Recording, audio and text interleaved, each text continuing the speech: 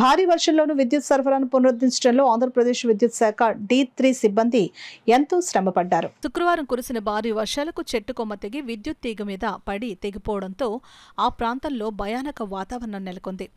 స్థానిక గొడారిగుంట దుర్గమ్మ తాడి సమీపాన జరిగిన ఈ విషయం తెలుసుకున్న సిబ్బంది హుటాహుటిన భారీ వర్షాన్ని సైతం లెక్క చేయకుండా విద్యుత్ సరఫరా పునరుద్ధరించడంలో సుమారు 2 గంటల పాటు శ్రమించారు. ముందు జాగ్రత్తగా ఆ ప్రాంతంలో విద్యుత్ సరఫరా నిలిపివేయడంతో భారీ ప్రమాదం నుండి ప్రజలు ప్రాణాలను రక్షించడమే కాక పశువులను సైతం కాపాడారు. కొత్తపల్లి దుర్గారావుతో పాటు మరొక సిబ్బంది ఎంతో శ్రమపడ్డారు. ఇటువంటి సమయంలో విద్యుత్తును పునరుద్ధరించడానికి అవసరమైన చర్యలు ఉన్నంత వరకు ఎప్పటికప్పుడు తీసుకోవాల్సిందిగా డివిజనల్ ఇంజనీర్ మరియు అసిస్టెంట్ ఇంజనీర్ విద్యుత్ అధికారులు తమకు ఆదేశాలు ఇచ్చారని, వారి ఆదేశాలు దృష్టిలో పెట్టుకుని ప్రజలకు ఇబ్బంది లేకుండా చూడడమే తమ కర్తవ్యమని అన్నారు. వైరు తెగినప్పుడు ఏ విధమైన జనసంచారం లేకపోవడం వల్ల పెను ప్రమాదం తప్పిందని, స్థానికులు తీసుకున్న భద్రతాపరమైన చర్యలే కారణమని విద్యుత్ శాఖ సిబ్బంది అభిప్రాయాన్ని వ్యక్తం చేశారు.